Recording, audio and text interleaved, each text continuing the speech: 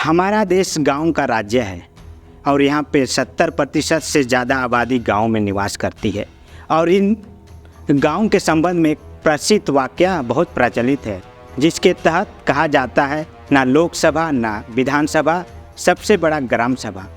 परंतु आज के समय में ग्राम सभा की अस्तित्व धरातल पर ना के बराबर है। आज भी ग्राम सभा अपनी वास्तविक अस्तित्व की खोज में आस लगाए हुई बैठी है और यह आशा कर रही है कि कब और कैसे उन्हें उनकी वास्तविक अस्तित्व दी जाए। परंतु मौजूदा हेमंत सरकार ग्राम सभा को मजबूत बनाने के उद्देश्य से पेशा कानून को सशक्त करने की ओर महत्वपूर्ण कदम बढ़ा रही है। इस संबंध में राज्य की मौजूदा सरकार सभी आपत्तियों और सुझावों पर तर्कसंगत फैसला करते हुए पेशा रूल 2022 को अंतिम रूप दे दिया है, जिसके तहत ग्राम सभाओं को शक्तिशाली और अधिकार संपन्न बनाने का प्रावधान किया गया है। तो दोस्तों, हेमंत सरकार द्वारा तैयार पेशा रूल 2022 को जानने से पहले अब हमें यह जानना जरूरी हो गया है कि आखिर पेशा कानून क्या होता है और यह किन किन राज्यों में लागू है। तो दोस्तों, आइए आज हम आपको पेशा कानून और यह किन किन राज्यों में लागू है इसे बताने का प्रयास करता हूँ। जोहार, मैं हूँ गोविंद टोप्पो और आप देख रहे हैं लोकतंत्र 90। हमारे देश में कई ऐसे राज्य हैं जहाँ भारी संख्या में आदिवासी समूह निवास करती है और इन आदिवासी समूह को अनेक तरह की समस्याओं का सामना करना पड़ता है। उदाहरण के तौर पर आदिवासियों के पास जल जंगल जमीन की प्रचुरता है और यही इनकी सबसे बड़ी समस्या है। झूठ फरेब कर इनकी ज़मीन पर कब्जा कर लेना, काम के नाम पर इनके साथ अपराध को अंजाम देना, जैसे अनेक ऐसे मामले दिनों दिन हमें देखने को मिलती है। इन्हीं परेशानियों से निजात दिलाने के लिए ही पंचायत उपबंध, अनुसूचित क्षेत्रों तक विस्तार, panchayat provision extension to scheduled areas act PESA कानून को लाया गया। पेशा कानून के अंतर्गत आदिवासियों की पारंपरिक प्रणाली को मान्यता दी गई है। इस कानून को वर्ष 1996 में कुछ अपवादों एवं संशोधनों के साथ संविधान के भाग 9 के प्रावधानों को अनुसूचित क्षेत्रों तक विस्तारित करने के लिए अधिनियमित किया गया है। संविधान के अनुच्छेद 243 से 243 ZT के भाग 9 में नगर पालिकाओं और सहकारी समितियों से संबंधित प्रावधान है। इस अधिनियम के अनुसार अनुसूचित क्षेत्र वे हैं जिन्हें अनुच्छेद 244(1) में संदर्भित किया गया है, जिसके अनुसार 5वीं अनुसूची के प्रावधान असम, मेघालय, त्रिपुरा और मिजोरम के अलावा अन्य राज्यों में अनुसूचित क्षेत्रों के अनुसूचित जनजातियों पर लागू होते हैं। 5वीं अनुसूची इन क्षेत्रों के लिए विशेष प्रावधान की श्रृंखला प्रदान करती है। जनवरी 2017 में गुजरात में पेशा नियमों को अधिसूचित किया गया। उन्हें राज्य के 8 जिलों के 50 आदिवासी गांव के 2000 से ज़्यादा ग्राम पंचायतों के ग्राम सभाओं में लागू किया गया। साल 2022 में भी मध्य प्रदेश में पेशा कानून को लागू किया गया। आदिवासी क्षेत्रों में जनजातियों को जमीन का अधिकार दिया गया। इस कानून के तहत ग्राम सभा की भी कई जिम्मेदारी तय की गई। इसके अलावा जल का अधिकार, जंगल का अधिकार, श्रमिकों के अधिकारों के संरक्षण का अधिकार, परंपरा को बचाने का अधिकार आदि को रखा गया था।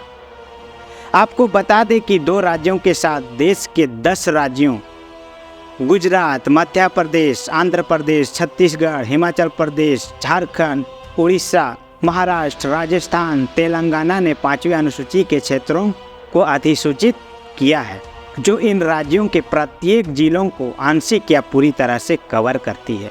दरअसल झारखंड 5वीं अनुसूचित क्षेत्र के अंतर्गत आने के कारण यहाँ पर भी पेशा कानून को सख्ती से लागू करने की मांग वर्षों से होती रही है, जिस पर मौजूदा सरकार हेमंत सोरेन ने 2022 से पहले यहाँ के बुद्धिजीवियों और आदिवासी समाज से कई सुझाव और आपत्ति मांगी थी, जिसके आलोक में कई संगठनों और बुद्धिजीवियों ने अपने सुझाव और आपत्ति सरकार को दी थी। सरकार ने उन सभी आपत्तियों और सुझावों को अस्वीकार कर दिया जो हाई कोर्ट, सुप्रीम कोर्ट और पेशा अधिनियम, झारखंड पंचायती राज अधिनियम 2001 के प्रावधान के विपरीत थे। साथ ही नियम संगत सुझावों को स्वीकार करते हुए पेशा रूल 2022 को अंतिम रूप दे दिया है। इस पेशा रूल 2022 में कुल 17 अध्याय और 36 धाराएं हैं। सरकार ने जिन महत्वपूर्ण सुझावों को स्वीकार किया है उसमें ग्राम सभा के लिए अलग से कोष तैयार करना, लाभुकों के चयन का अधिकार, परंपराओं के संरक्षण, परंपराओं का पालन, विभाग द्वारा बनाई जाने वाली योजनाओं को लागू करने से पहले ग्राम सभा की सहमति के अलावा मजदूरों को बाहर ले जाने से पहले उनकी विस्तृत जानकारी ग्राम सभा को देना सहित कई महत्वपूर्ण कदम शामिल हैं। इसके अलावा आदिवासियों की ज़मीन खरीद बिक्री में भी ग्राम सभा की सहमति को जरूरी बनाई गई है। साथ ही ग्राम सभा में विधि व्यवस्था बहाल करने के उद्देश्य से आईपीसी की धारा 36 के तहत अपराध करने वालों पर न्यूनतम 10 रुपये से अधिकतम 1000 रुपये तक का दंड लगाने का अधिकार ग्राम सभा को दिया गया है। दंड का अपील पारंपरिक उच्च स्तर के बाद सीधे हाईकोर्ट में किया जा सकता है। पेशा रूल में पुलिस की भूमिका को भी निर्धारित करते हुए किसी की गिरफ्तारी के 48 घंटे के भीतर उनके गिरफ्तारी की कारणों की जानकारी ग्राम सभा को देने की बाध्यता भी तय की गई है। साथ ही ग्राम सभा को आदिवासियों की जमीन वापसी कराने का भी अधिकार दिया गया है। इसके अलावा पेशा रूल में ग्राम सभा में कोष स्थापित करने का प्रावधान किया गया है। इसे अन्न कोष, श्रम कोष, वस्तु कोष, नगद कोष के नाम से जाना जाएगा। नगद कोष में दान, प्रोत्साहन राशि, दंड, शुल्क, वन उपज से मिलने वाली रॉयल्टी, तालाब, बाजार आदि के लीज से मिलने वाली राशि रखी गई है। साथ ही ग्राम सभा में बक्से में बंद कर अधिकतम 10,000 रुपये तक ही रखने का प्रावधान किया गया है। इससे अधिक जमा हुई राशि को बैंक खाते में रखने का प्रावधान बनाया गया है। इसके साथ ही ग्राम सभा इस संविधान के अनुच्छेद 275 ए के तहत मिलने वाले अनुदान और जिला खनिज विकास निधि DMFT से की जाने वाली योजनाओं का फैसला करने का अधिकार ग्राम सभा को दिया गया है। योजनाओं के लाभुकों का चयन ग्राम सभा के माध्यम से भी करने का प्रावधान इस रूल के तहत किया गया है। विभाग द्वारा चलाई जाने वाली योजनाओं के लिए ग्राम सभा के साथ विचार विमर्श करना भी अनिवार्य बनाया गया है। इसके अलावा पेशा रूल के तहत ग्राम सभा की बैठकों की अध्यक्षता मानकी, मुंडा, मांझी, परगना, देवड़ी, ढोकरो, सोहोर, पहाड़ा राजा जैसे पारंपरिक प्रधान को ही करने का अधिकार दिया गया है। पंचायत सचिव ग्राम सभा सचिव के रूप में काम करेंगे, इसकी भी व्यवस्था की गई है। बैठकों में कोरम पूरा करने के लिए 1/3 सदस्यों की मौजूदगी जरूरी है। कोरम पूरा करने के लिए निर्धारित इस संख्या में 1/3 संख्या महिलाओं की उपस्थिति होनी जरूरी है। इसकी भी प्रावधान इस रूल में किया गया है। ग्राम सभा की बैठक में अभद्र व्यवहार करने, अनुशासन तोड़ने वाले सदस्य को बैठक से निष्कासित करने का अधिकार ग्राम सभा के अध्यक्ष को दिया गया है। पेशा रूल के प्रावधानों के सामाजिक, धार्मिक और प्रथा के प्रतिकूल होने की स्थिति में ग्राम सभा को इस पर आपत्ति दर्ज करने का अधिकार दिया गया है। इस तरह के मामलों में ग्राम सभा प्रस्ताव पारित कर उपायुक्त के माध्यम से राज्य सरकार को अपना निवेदन भेजेगी। सरकार 30 दिनों के अंदर एक उच्च स्तरीय समिति का गठन करके इसकी जांच करेगी और यह समिति 90 दिनों के अंदर सरकार को अपनी रिपोर्ट देगी।